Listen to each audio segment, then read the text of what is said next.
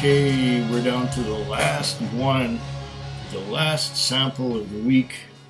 This one here is from Malt because it has the parafilm on the top. I got to get the parafilm off to get at this. It is the Kilchoman B.I.B, which means bottled in bond. It's 9 years old. It's bourbon influenced batch, 50% ABV. So it would be 50% ABV if it was actually bottled in bond, but I don't think it was bottled in bond because it wasn't bottled in the United States as far as I can tell. Scotch whiskey has to be bottled in Scotland, right? Yeah.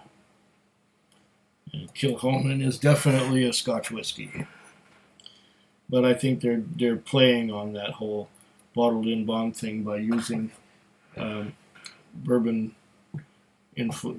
barrels or something like that, and bottling at 50% alcohol by volume as an homage, I think, to the Bottled in Bond Act, and using bourbon.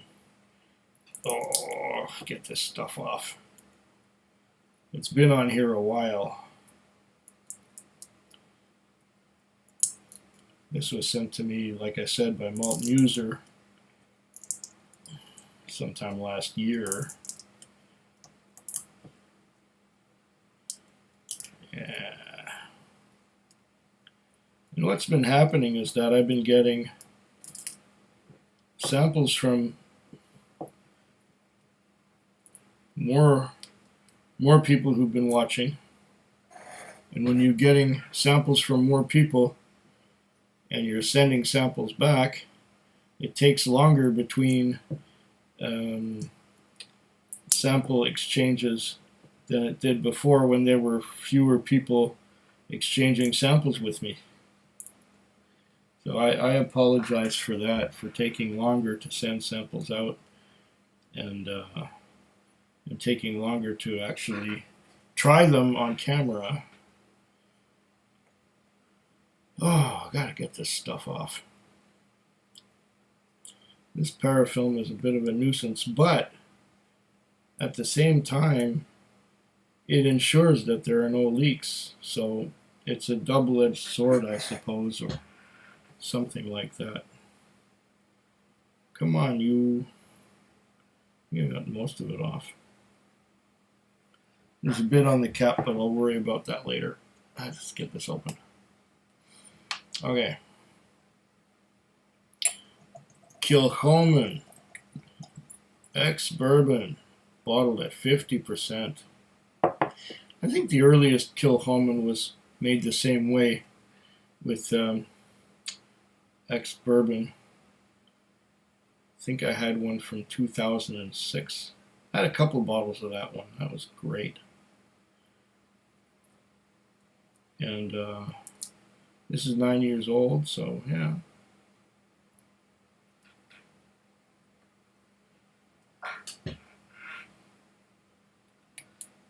Nine years old and ex-bourbon and 50%. Whoa. How can you lose with that combination? I would say before trying it that that's the ideal bottling strength for Kilchoman.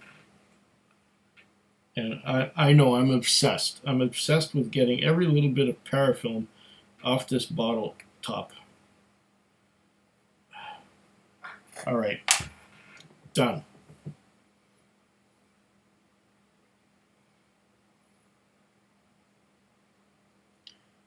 Oh, sheeting action. Large drops on the sides, trails of them coming down. Oh, this does smell good. Right away, I get the woody, tarry signature of Kilchoman.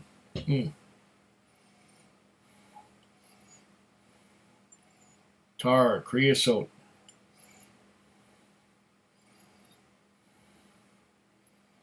Makes me want to just dive into it. I wish I had a swimming pool full of this stuff.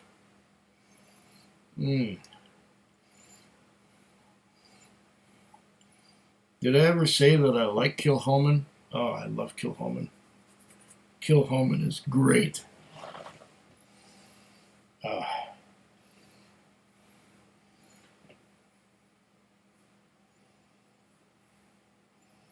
I'm just enjoying the woody, smoky effects here.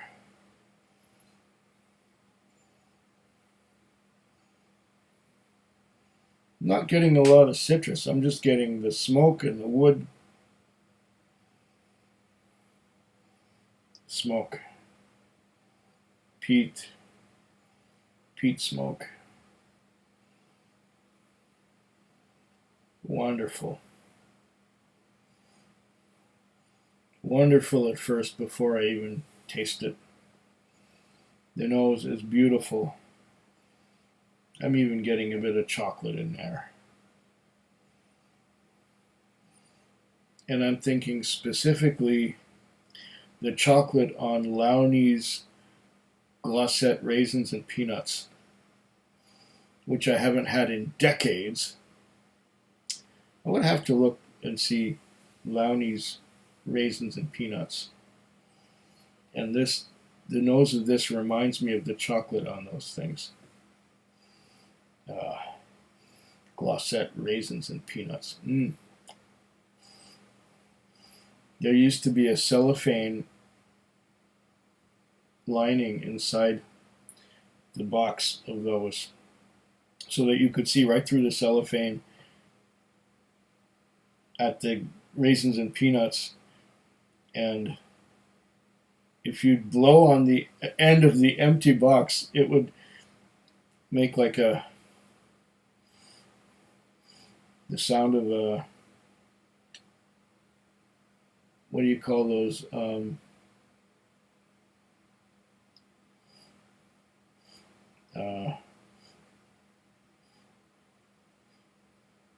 Kazoo.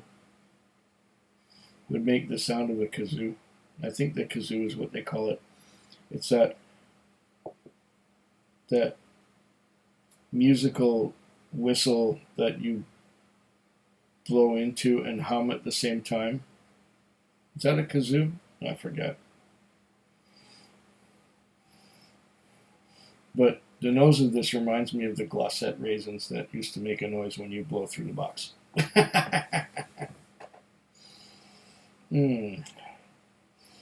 Lovely. Thank you, Eric, Malt Muser, for making it possible for this to come my way. Don't know if I could get this particular expression of Kilchoman locally, but I like that I'm getting the peated, smoky nose.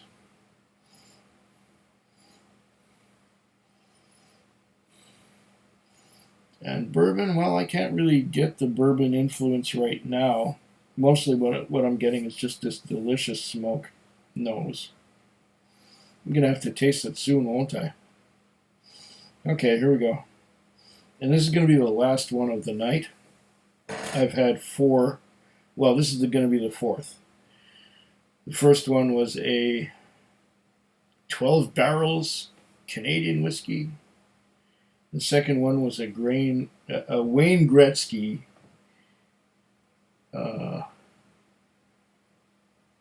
Maplewood. Yeah, Maplewood. The third one was a delicious single Marion cask Glasgow blend. Delicious.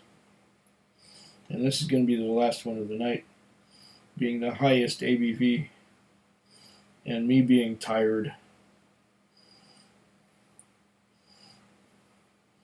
It smells amazing. I'm going to have to taste it soon, won't I? I'm almost up to 10 minutes here. Yeah.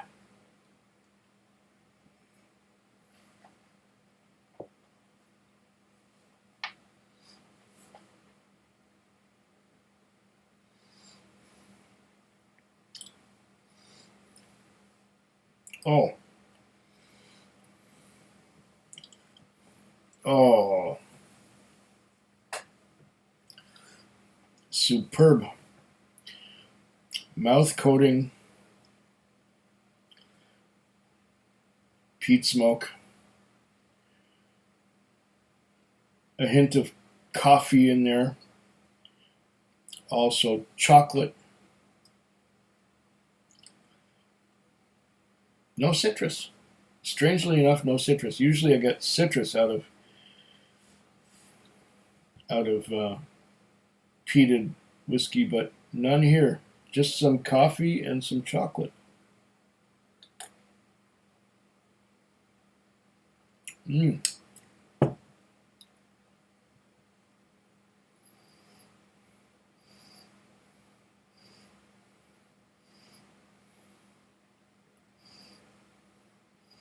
Do I get any vanilla? Do I get any toffee and caramel? There might be some lingering and lurking underneath that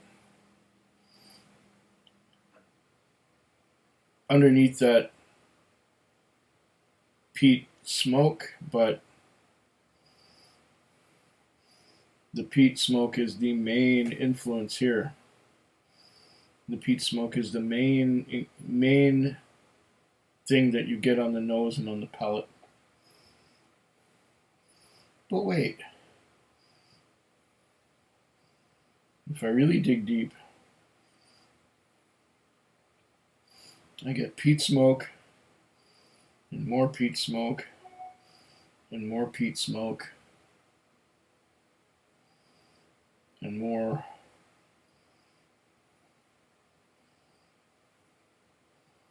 And there's a hint of caramel. Just a small hint. Yeah, just a hint. It's there, but you gotta really dig for it. Okay, on the palate once again.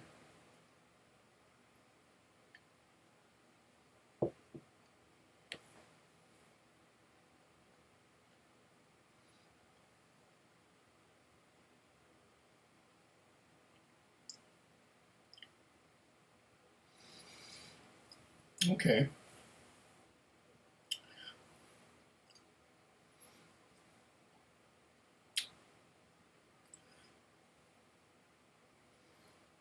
As it transitions, as I swallow, at first I get a little pinhole of caramel.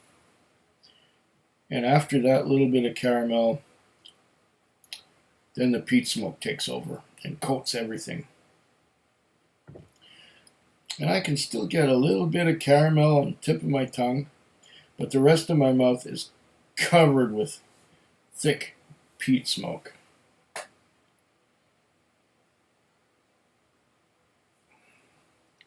I don't know. Would the addition of a secondary maturation or a finish in sherry or in a wine cask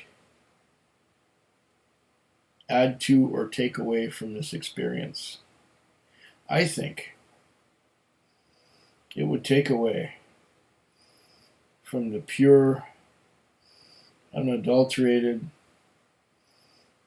lovely peat smoke on the nose and on the palate. This is wonderful as it is. Thanks again, Eric. Thank you. This is wonderful as it is. And it is the perfect whiskey with which to end a flight.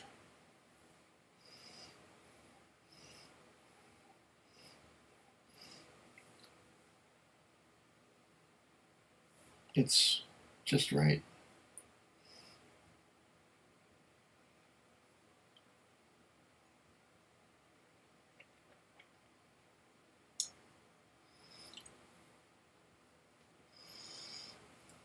as I go along with subsequent sips, I'm getting a little more of the caramel, maybe a bit of vanilla creeping in now towards the end. But the peat is still there.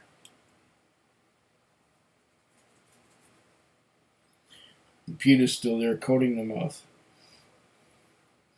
Delicious stuff.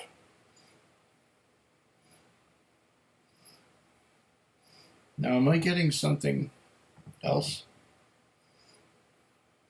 besides a bit of caramel beyond the peat?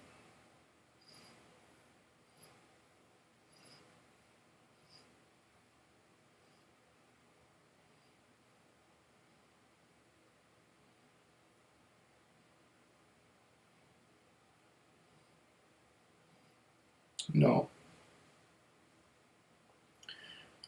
It's just a beautiful, straight up, uncomplicated, peated whiskey from Islay.